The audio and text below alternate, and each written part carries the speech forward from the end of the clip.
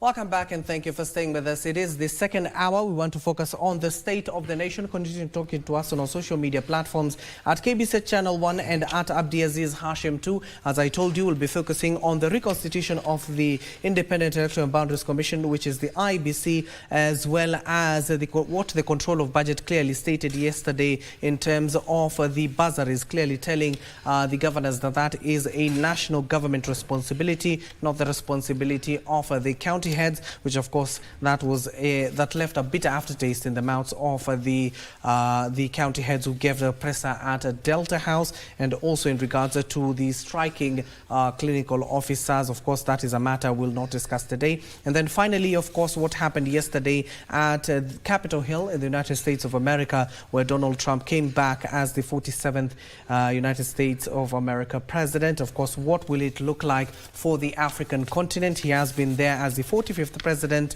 How was his relation with the African continent? And off the back from President William Ruto visiting that particular country in terms of creating relationship and bolstering that relationship we have had with the United States, of course, under a different president, that was Joe Biden. Now, joining me this morning will be Edward Waswa, an advocate of the High Court. Edward, good morning and welcome to the show. Thank you very much.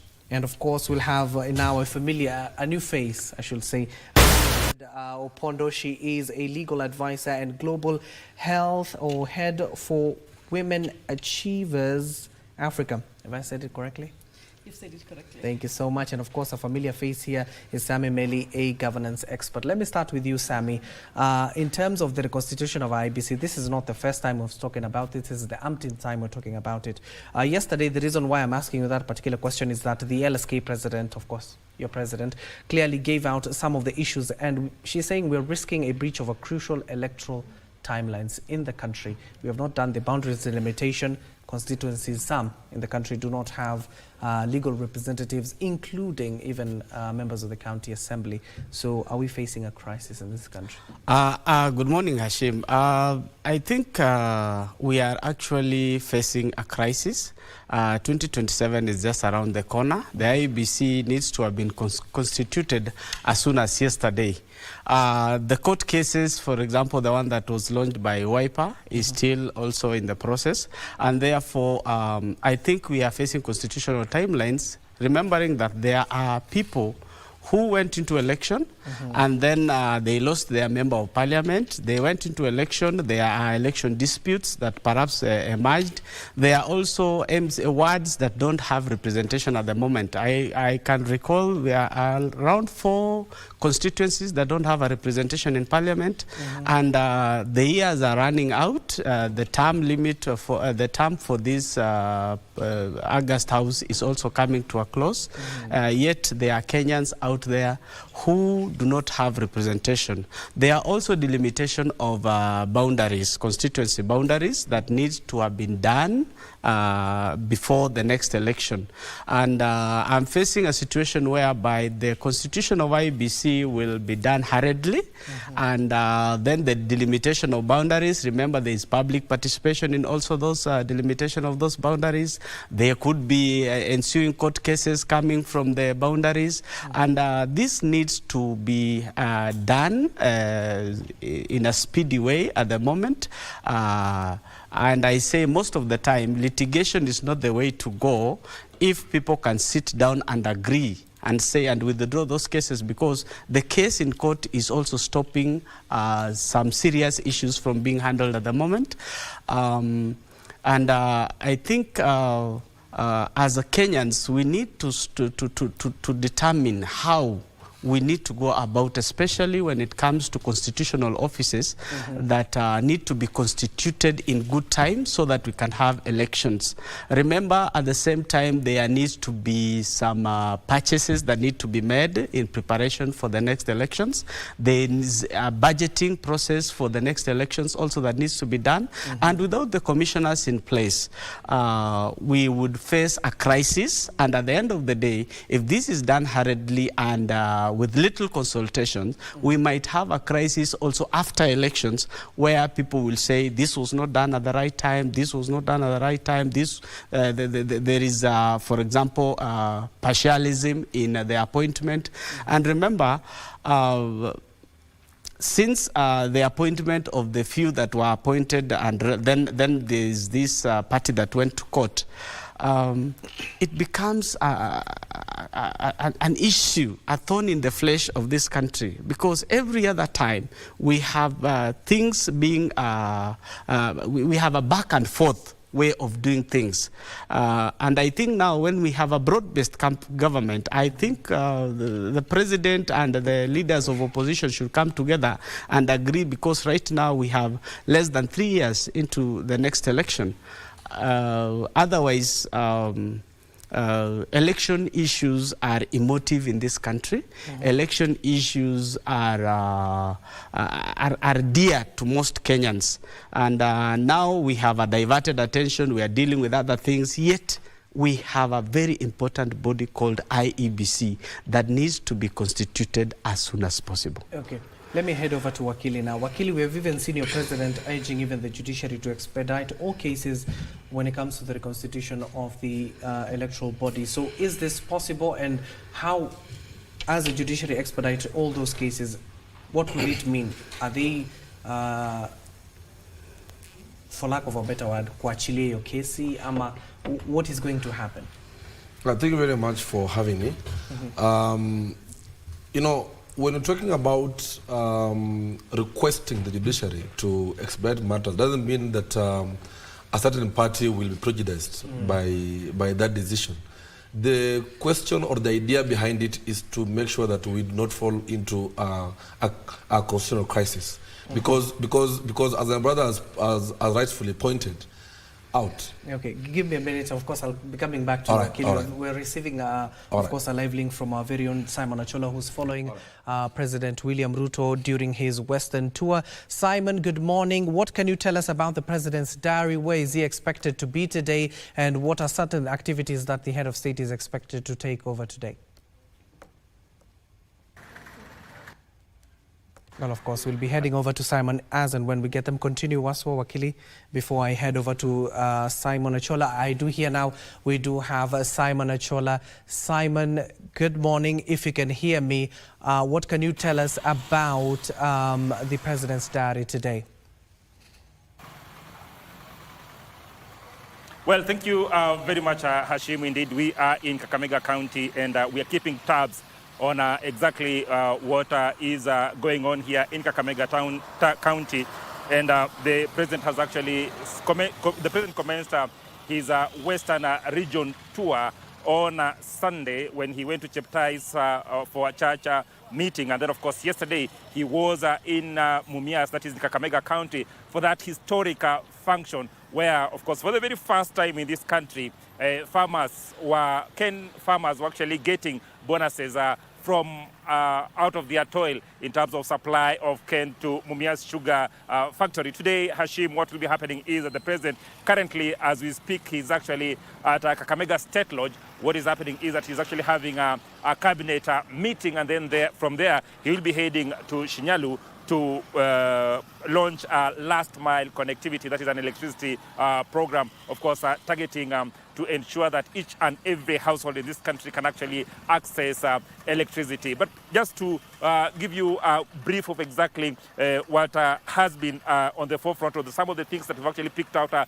from the tour so far, is that the president has been bigger on one agriculture, and we saw what exactly happened yesterday. Yesterday, the government, of course, dished out 150 million to cane farmers in Mumias Sugar Factory. And of course, these are bonuses derived from what the cane farmers had actually supplied to Mumias Sugar Factory. And of course, the president and other leaders who actually there, including the leader of Majority, Kimani Ichung'wah, made it very clear that indeed this money is not coming from the exchequer as had been purported by other leaders. But he said this is indeed the effort and toil of the investors who've actually invested in Mumias Sugar Factory. And he says the procedure or the trend will continue to ensure that also farmers who are actually supplying their cane in Nzoia, farmers who are supplying their cane in Muhoroni, Chemelil, and Sony Sugar also get bonuses. This was the first of its kind in the country. And of course, everyone hopes that indeed this is going to continue, so that then cane farmers can actually join the League of Tea Farmers, Coffee Farmers, and other farmers in the country in terms of getting bonuses. Today, of course, as I've said, he is in State Lodge, and of course from there he'll be heading to Shinyalo. But tomorrow, Hashim, he'll also be again big on agriculture, where he's expected to go to Lower Nzoia, Lower River Nzoia rice irrigation scheme. And here, just to put into perspective, is that they've actually expanded that irrigation scheme to 10,000 acres. That in essentially means, of course, more arable land, and of course more land under irrigation, as the government has actually wanted, and also just to ensure that indeed there's more rice harvest in that region. So the government will actually be touring that project, just to ensure that indeed to get to beats in terms of what is happening in that region. And then from there, of course, there are a number of activities he'll actually also be launching in Busia County, and of course he'll also be coming back to Kakamega County and Vihiga County. On Wednesday, as I've said, on Thursday, he'll be in Busia County, where he's expected to go to launch the Alupe Dam. And of course, also that also goes towards ensuring that, of course, more and more farms can actually be put under irrigation. And the other thing is that he'll also be launching last mile connectivity and very many other issues. Lastly, before you ask me a question, Hashim, the other thing that has actually come out prominently also from this tour has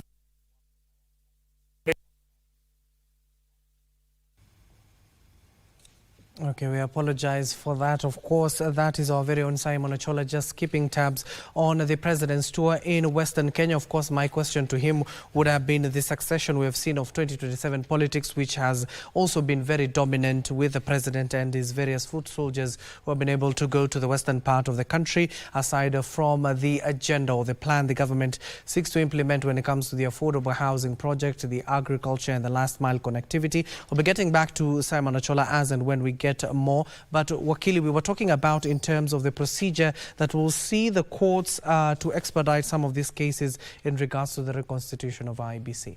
Thank you. As I was saying, the idea behind expediting these cases is not meant to maybe to prejudice any party to that suit.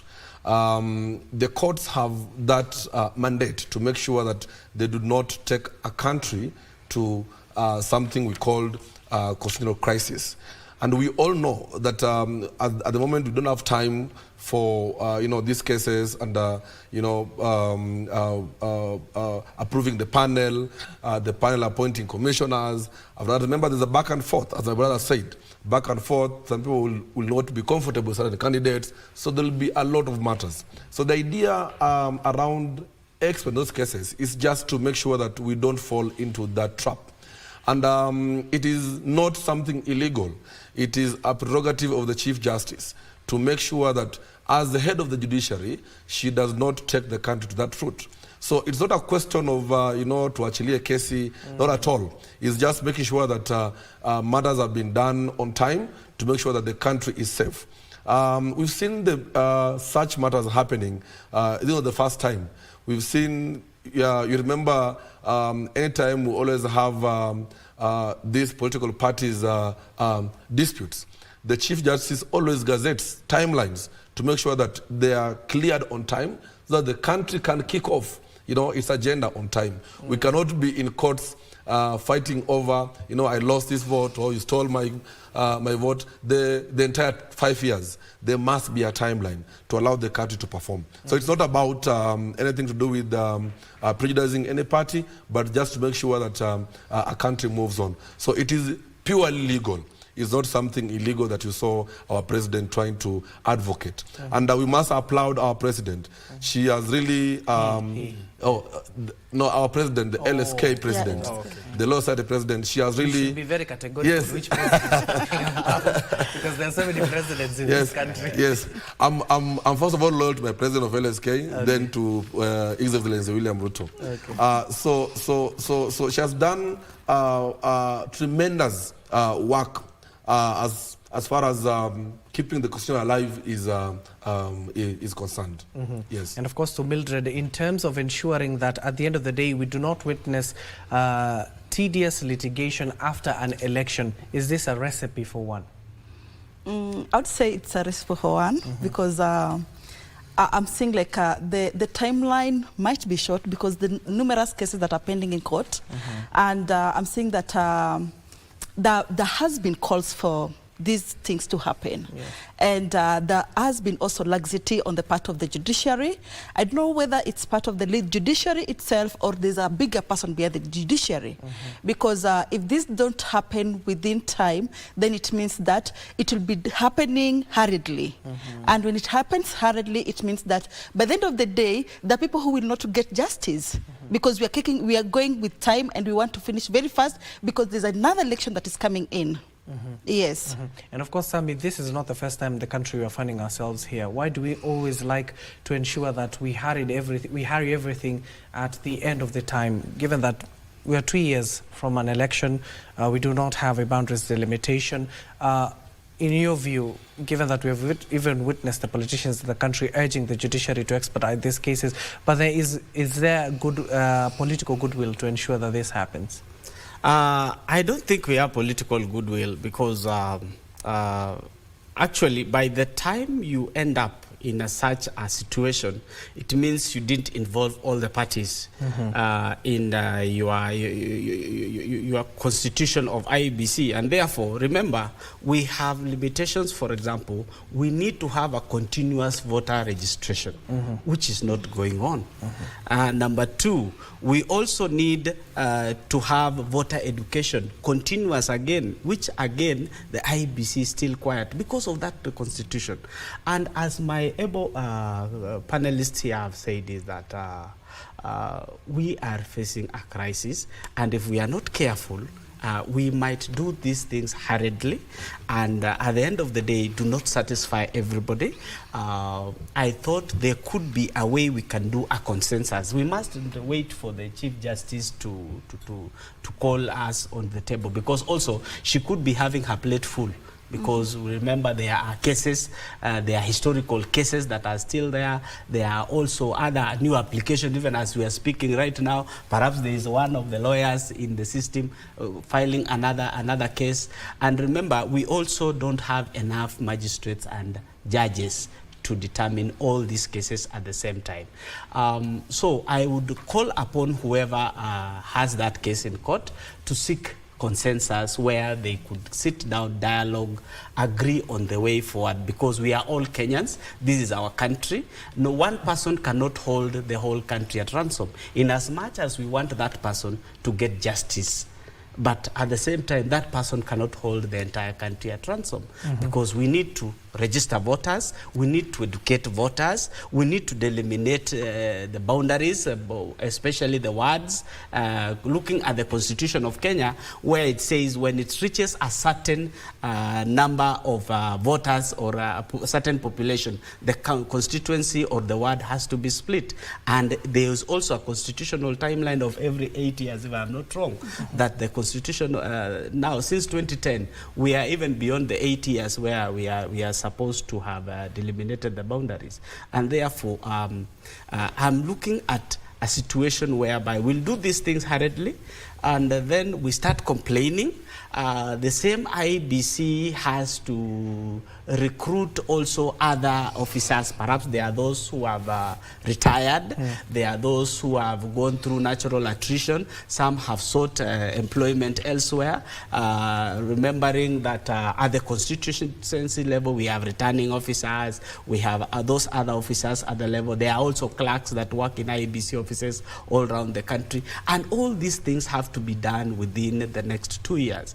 And if this person has the interest of Kenyans at heart, in as much as there are sometimes you give a pass, you mustn't tackle everything. The way we used to say in football, German tackling. This is like one of the German tackling. Somebody was going to score, you cut them before they enter the D. So, and I think this is, we need to reason together as a country. The president has to bring all these people, whichever president, is it the president of LSK, is it the president of the Republic of Kenya, or any other, even the presidents of political parties, because there are political parties who have their party leaders as president. So they will all have to sit down as a country, agree on the way forward. This country belongs to all of us. And we have a collective responsibility to ensure that our country moves forward. Just the way you saw Americans all in unison that it doesn't matter who lost and who won. They are now all Americans and they are all together. The same thing happens to Kenyans, that we put the interest of Kenya first.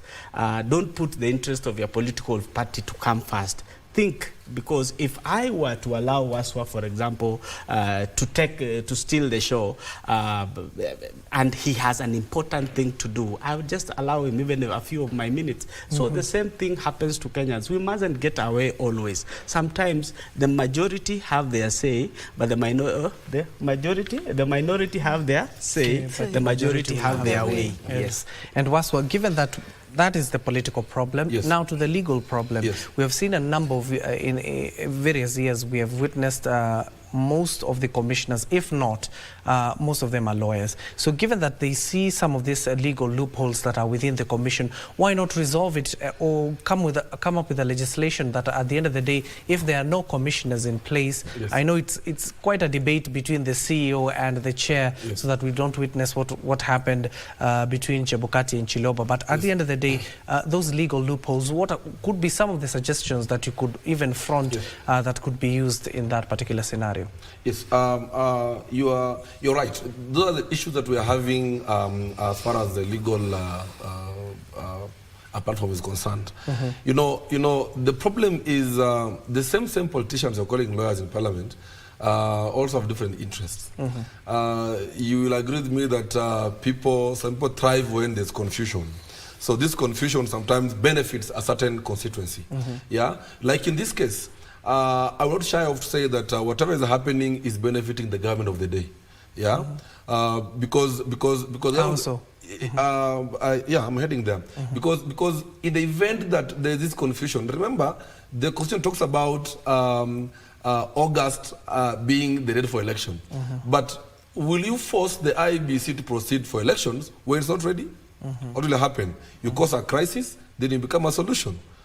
Yeah, so which means the country will be forced to put in any commissioners to make sure that we comply with the timelines, in quotes. Yeah, so who will be put in there? The politicians. Who will do what? Who will protect the interests of the same lawyers talking about in Parliament? We've seen time that number that some of these politicians who are in the Parliament, you're calling them lawyers, they've not been loyal even to the cause. Yeah, we've seen some of them even trying to fight their colleagues. We've seen, like Peter Kaluma, at some point, he was pushing a bill to make sure that all lawyers are able to disclose what? The advocate-client confidentiality, yeah, which is against our professionalism. Yeah, so these things happen not because they are lawyers and therefore we should look at them, yeah, for guidance, but once someone becomes a politician, gets in that August house, you know, they look at their interest. It's not about the public interest, the Kenyan interest. It's all about personal interest. How am I benefiting with this situation? Yeah. Now, in the event that I'm going to solve this problem, the quagmire I always have between the CEO and the chair. Yeah. In the event we sort it out, yeah, how will I be able to bargain? Yeah, I'm talking about the opposition now. How will I bargain my way into government? Yeah. So some of these things, you look at them, we might have the good brains in Parliament. We have very good brains. Look at, I used to admire my former boss, James Orengo. He left there, another man I love so much, Otiende Amolo, senior counsel. Very serious brains. But why are these things being pushed? Why? It is about being a politician. A typical politician looks at personal interest. So I think for the politicians in the House, the personal interest supersedes the national interest. So this can only be done now through the bar. We as lawyers now to push these bills and get someone who can now sponsor this bill in the parliament. The LSK have done it. I think we already have that bill in parliament to solve the issue, the mess between the CEO and Sure. yeah. But as you can see, it is slow because of what? Personal interest. So I think as Kenyans, we need to be sincere enough. Yeah. We need to be sincere enough. If at all we want to save or help this country, we need to put aside our personal interest so that we can allow a country to move on properly. Yeah. And Mildred, as we wind down on this particular topic, we're talking also not just on the interest that Waswa is alluding to here. There are three constituencies, namely here, for example, Banisa, Magarini and Ugunja, who do not have legislators. There are other even wards who they don't have members of the county assembly either. They were removed through the legal channel, or some of them unfortunately passed away. In terms of these people getting the same rights as the neighboring constituency, what will it even mean? Even after the election, these people, at the end of the day, they will get those legislators, but what have they missed for those period? Thank you for that question. Particularly, I would say that as we speak now, they're already disadvantaged a lot because they don't have representation in the parliament and they don't have enough resources even coming to their end, because they're supposed to be getting representation, and everybody knows that what is happening in Ugunja is not something that is constitutionally right. Though at some point I feel like Kenya, there's a way we drag issues. Kenya, there's a way we put things to stand still just because of one or two people. Regardless of the people who voted for these people and who even voted for the president, they don't see them as voters. And my worry would be, tomorrow there'd be somebody else going back to Ugunja and the other counties who are looking for votes and also promising them things that was promised to them prior, but were never been delivered. What then again, something that is happening now happens again. So we find that these people, they are kind of put in a way that they're supposed to be worshipping or to do things blindly, which is not correct, because by the end of the day, we find that we are not fair by all means. And by the end of the day, we see that we are in the second year of the president, of the political party, and we see that we are going to the third year very fast. 2026 is here. Then we are going to be this is 2025, then 2027 we are going back to election. Then what happens to them? And again, it means that there are resources that are not getting to them. And again, we don't know what is happening down there, because we don't know any person who is representing this person as we speak, and whether the representation is up to task. So that one gives us a room of more doubts. And also as leaders, what are we doing, or what are we bringing back to the people of these counties that are not represented in the National Assembly?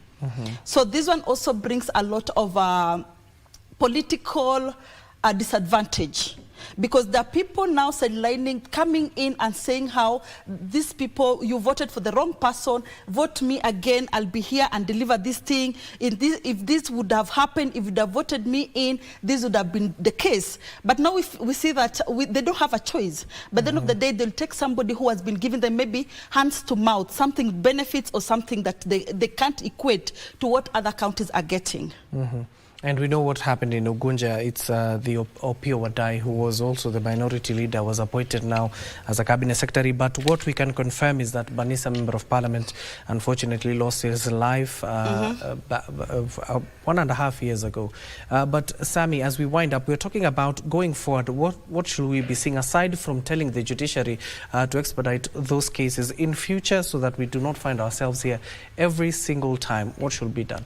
I think there should be a bill coming to Parliament to regulate this, so that if you have to challenge the formation of IEBC, you must be supported by a certain number of voters, registered voters, so that at least an individual should not stop the process. A bill should say at least, let's say, 200,000 registered voters and from all over the country, so that it makes it a little bit harder to stop a process that has started. I'm thinking also of a way of the political parties. Now we have, I've just kept saying, the broad-based government. Majority of the opposition leaders are now in government, except for Kalonzo and the few others. They should come together. I know these people are just like these animals, the carnivorous animals like lions, where they hunt together and they kill and they eat together. Otherwise, you might see a lion on the other side thinking that they are not, but it is just trying to bring the prey, who are the voters, together. So these people know what they are doing. And as Kenyans, we should encourage a situation whereby we solve disputes faster. We ensure that there are no legal stumbling blocks that would stop a process, especially when it has the national interest. And the president should come in strongly. The way he called the Council of Governors, he can also call these political leaders, political parties and their leaders together, and they discuss the way forward. And that will lead to a withdrawal of the case. Otherwise, we might have, because there is no constitutional timeline for that, we might have this case going up to 2029. Yes. Okay. I think there's a problem here. We shouldn't allow whatever you said to go on air. You know, what my brother is doing is planting a bad seed that we're trying to deal with. You know, his comment that in the event, his proposal that in the event someone needs to go to court, he needs to be supported by a number of voters. You know, that will be now suppressing the courts and suppressing the judiciary. And we can't sit here and allow him to say that, because at the moment, there are a lot of things going on where they're suppressing the judiciary.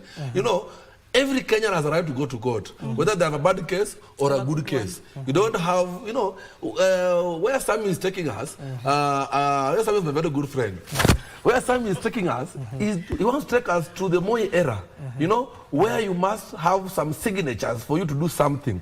This country, I think we come from that place. Yes, we have a constitution. We have a constitution. Yes, we have a constitution. Yeah. Maybe what I agree with Sammy only is maybe we should have a regulation where the same way we do it after elections. Timelines for filing suits. Timeline for filing suits, you can only file suits within 3 months or 2 months. Yeah, but I mean, the idea of getting back up, I think we disagree. Let's finish that topic there, given that we have to move. It's already 31 minutes past the hour.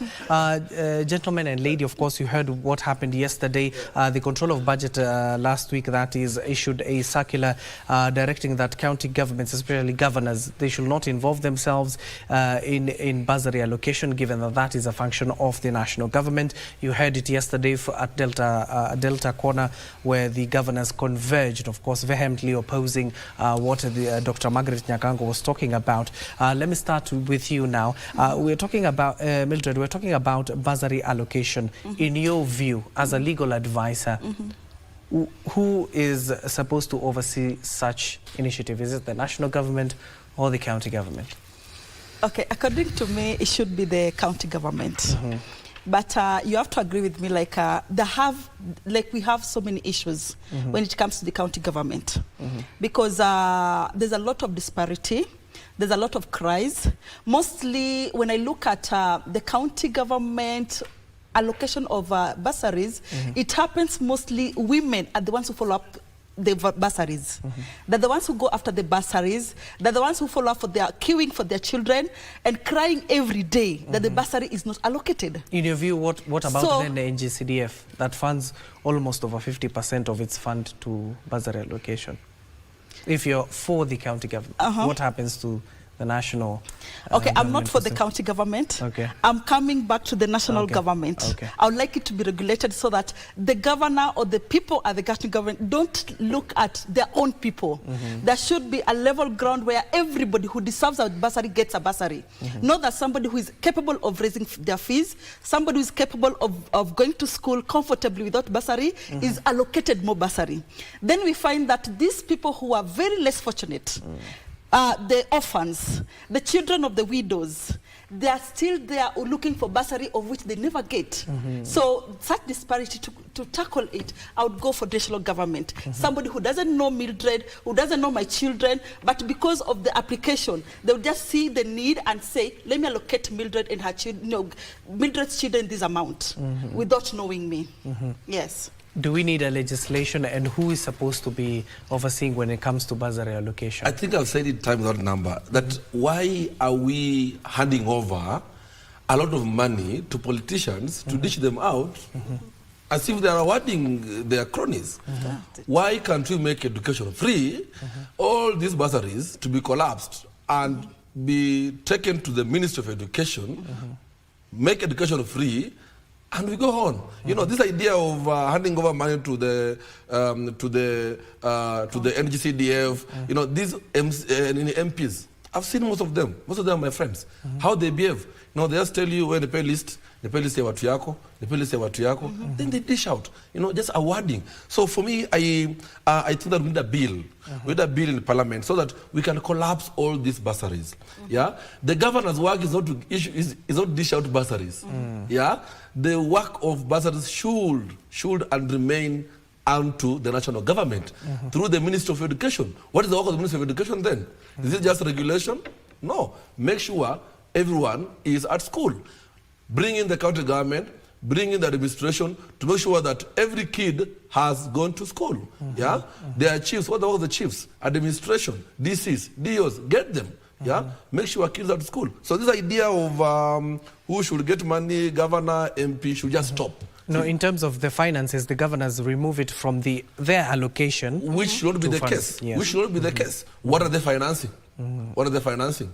You know, this idea, you know, this issue of giving them that leeway, that, you know, we can allocate you some money, you know, as a governor, you can decide how you want to pass your budget. You know, this thing should be controlled also by the control of budget.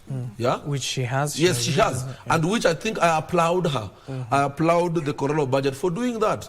And the same should now go through the bill and attack these MPs. These MPs are using this money just for politics. Okay. Yeah. So I believe that what the control budget has done is very good. Now the next animal here are these MPs. Deal with them. Collapse all these bursaries. Animals. Yes. They are human beings. No. You know, this is national television. This is national television, yes, but we must agree that this is the worst parliament this country has ever had. Maybe. They have overseen abuse of human rights. They have overseen lack of focus. Okay. This is the worst parliament that this country has ever had. Okay. They do not even deserve that term honorable. Okay. Yeah, what honorable? Retract those words of calling people an animal. I will. National television. Kids are watching here. Retract yes, and thank you for apologizing as well. Sami, moving on to, of course, giving us your thought, as well as in terms of coming up with proper legislation. You have heard from Waswa in terms of introducing some. He's advocating for it should taken back to the Ministry of Education. The Ministry of Education should be issuing these bursaries as opposed to the national government constituency development funds, as well as the governors. Now, the bursary issue is an emotive issue, especially when it comes to politicians, because that is where they get a chance to seduce the voters and get a liking. But I'm looking at a situation whereby if all this is collapsed and made available education free, remember the university has a funding model, we remove them. The constitution is very clear on the education, who deals with what. The county governments have been given the ECDE level and the tertiary institutions, especially the polytechnics and the technical institutes within the county. Then the national government is dealing with primary schools and secondary schools. If you look at the current allocation, the way it is done, it is not fair at all. I remember a situation, I was looking at a list of a certain constituency where I come from. If you are from the Member of Parliament's community, you receive 15,000. Others receive 5,000 and 3,000. And you ask yourself why. If we want to assist, let's all be uniform. And I wish that the president takes this as a golden opportunity for him to do what Kibaki did, make education free. Because looking at the what goes to bursaries, especially through constituencies, that's around 7.2 billion yearly.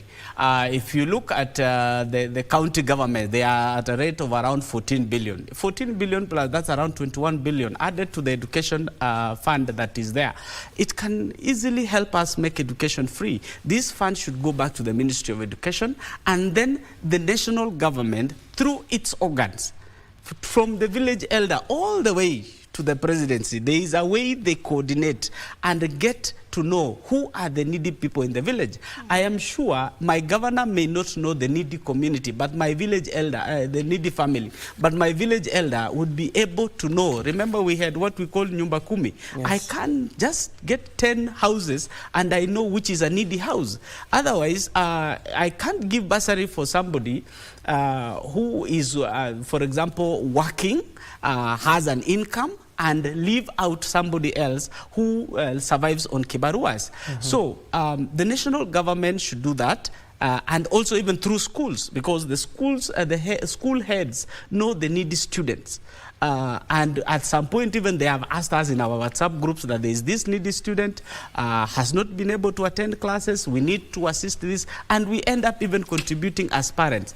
Therefore, the national government should take up its responsibility, but also constitutionally, not elbowing others from out. Because if you look at the moment, the member of county assembly has a bursary to give, a governor has a bursary to give, a women rep has bursary to give, member of parliament has bursary to give, governor has bursary to give, and at the end of the day, even the deputy president even are able to give bursaries in their own capacity. Collapse all this. These are channels where hemorrhage of government funds happens, and therefore we should be able to seal all this. And now that the government has our data, it knows how much circulate through my bank or my M-Pesa account or Airtel Money account. They know how much people are spending. And therefore, they should use even such machinery to come up with a way of distributing this bursary. Okay. Yes. And now we want to display on the screen what the clerk of the National Assembly clearly stated in terms of collapsing all these bursaries into one kitty, so that at the end of the day, students can be able to, of course, benefit. If you can display it on the screen so that our viewers can see the quotes of the clerk himself, that the current uncoordinated approach towards the issuance of bursaries and scholarships from public funds by the Minister of Education, the National Government Constituency Development Fund. He goes on to say that aside from NGCDF, that the county government has in some instances led to the duplication of awarding of those scholarships, that they should be consolidated into one kitty. What Waswa was talking about earlier on in terms of ensuring that all students get a benefit from this particular kitty, given that you do know the crucial role that bursaries help indeed in terms of ensuring that all learners are on equal basis and they receive this particular vital commodity, which is a right in this particular country. Now, given that we have a little few moments, I want to shift our gears quickly to the United States of America. What we witnessed yesterday at Capitol Hill, of course, the ceremony was expected to be hosted outside as always, but due to the weather condition, it was hosted inside the Capitol Hill, where Donald Trump was sworn in for a historic second term as the president on Monday, of course, pledging that he will return America to its golden era. And of course, as an executive order, he signed almost 50 of them in this particular instance, as when he was sworn in terms of ensuring that the issuance of tariffs, as well as ensuring that America, at the end of the day, are secure in terms of aliens that have, or immigrants that are in that particular country. And then finally, of course, the controversial one that people are talking about, he clearly stated that the United States of America will only recognize two gender, that is male and female. Let's listen in to what the proceedings of Capitol Hill yesterday, and of course we'll continue with this conversation. So help me God. So help me God. Congratulations, Mr. Vice President. I, Donald John Trump, do solemnly swear That I will faithfully execute that I will faithfully execute the office of President of the United States the office of President of the United States and will, to the best of my ability, and will, to the best of my ability, preserve, protect, and defend preserve, protect, and defend the Constitution of the United States. the Constitution of the United States. So help me God. So help me God. Congratulations, Mr. President.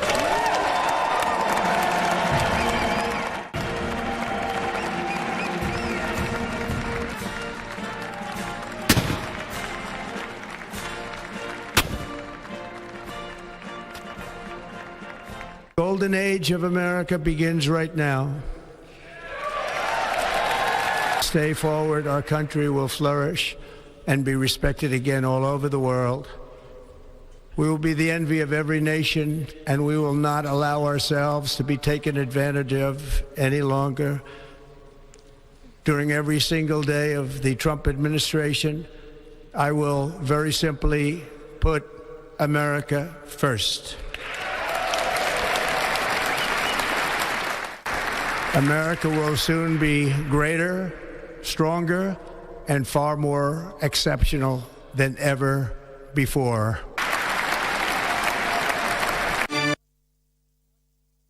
So those were the speech made yesterday by the 47th president, that is Donald Trump, who was also the 45th president of the United States. Of course, then he trounced Hillary Clinton, and now he was able to trounce Kamala Harris. Of course, she was the VP of Joe Biden. Let me get the initial thoughts, given that we have a few minutes. Let me get your reaction, Sammy. What will it now mean for Africa, given that Donald Trump is back? Now, we should not expect candies from Donald Trump, especially for African countries. Remember, in his first term, he visited 19 countries, and none of them was African country. Therefore, we expect him also to go back on AGOA agreements. You have seen already the electric car mandate, where they were pushing for green energy. Yes. He has gone against that and has said US will drill its oil, will use its crude oil. He called it the black gold. We also expecting him to be tight on immigrants, especially those who are going to seek jobs in the US, studies in the US, because he's saying that he's putting US first. The same thing happens is that since he's going, he has a promise to cap inflation. We are expecting the dollar to be a little bit hard to get, and therefore, to the countries who depend on the dollar, they'll have a problem, especially on their side. So for him, he is going to make sure that the dollar is more available in the US than it is available outside there. And therefore, by drilling oil and capitalizing on the black gold, it means that the US dollar will not will go higher, will be on a higher demand outside, because it will be more domiciled in the US. And he has also talked about the manufacturing industry in the US. Yes. He will revive all of them. Remember, there are so many manufacturing industries which had closed down, and the Chinese industries were taking over in the US. And I think as we copy that, the African leaders and African presidents should make sure that they also put their countries first. Okay. Put Africa first the way Donald Trump is putting America first. Okay. Yes. Mildred, your thoughts, given that we are running out of time? Oh, thank you so much. My thinking is that Donald Trump will not pay much attention to Africa, because his interest is to ensure that the boundaries of America is respected, and whoever who is there, who is illegally there, go back to where they belong to. And that one means a lot to people who are job seekers, who went there maybe to study and overstayed there to look for a job, and maybe to see how their relatives in Africa can benefit from wherever they are. So that one brings us to a lot of jeopardy, because I'm seeing a scenario where most of the Africans will be coming back home. And being that back at home we don't have jobs, we don't have resources, we don't have a lot of things, then it means that a lot of us are going to suffer, because currently most of us are depending on currencies outside, from mostly America, because they bring in a lot of funds. And that means that a lot will be happening now. Okay. Yes. Waswa, finally? Yes. I think I wanted three issues that are of concern. One is a question of the two gender, which he will recognize only two gender. For Africa and for me personally, maybe my personal opinion, I think it's a good thing. But what happened now to the human rights activists is going to be chaotic, very, very chaotic. And remember that this has even gone deeper and is stronger even in America. So he has a lot of work to do. He has a lot of backlash that he is going to encounter, and I think that is a problem for the administration. Then secondly, another issue that I think he also signed was this doing away with the automatic citizenship. Yes. Yeah. So what will happen? You know, what will happen to every child who will be born in America? Yeah. Will you have to take them back to their countries? You know, it's another chaotic and I think a rushed decision, which I think Trump needs to reconsider, which I think might not really work for him in the global stage. Then lastly is the question of climate change. You know, he has withdrawn from the climate change treaty. Yeah? So which means America will no longer support any climate change activities. Yeah? I think it's dangerous. Keep in mind that America as a superpower has really supported and assisted this world in terms of making sure that the environment is protected. So I think those three things are very problematic for Trump. And I think with time he might have to rethink about especially climate change. Okay. Yeah. And of course, even recently we have heard that he has withdrawn the United States of America from the World Health Organization, an organization that US contributes almost 80% of its budget, a very crucial organization to that particular matter. We saw it when we were facing a COVID-19 crisis and of course the Ebola issue in various parts of this African continent. Thank you. Unfortunately, we have run out of time. That is Edward Waswa, an advocate of the High Court, Mildred Opondo, a legal advisor and global head for Women Achievers Africa. Thank you for making time. And then finally, Sami Meli, a governance expert. And of course, we wait to see what happens in the coming days. We await to see even how his diplomatic relations will be resuscitated, given that now he is back as the 47th United States American president. That concludes our coverage this particular morning. Don't go too far. Sheila is up next with Kurunze Mashinani. And of course, we're keeping an eye on various events that are unfolding across the country. My name is Abdiaziz Hashim, the sign language interpreter. At the bottom end of the screen is Brian Muraru. Good afternoon. Good morning for now.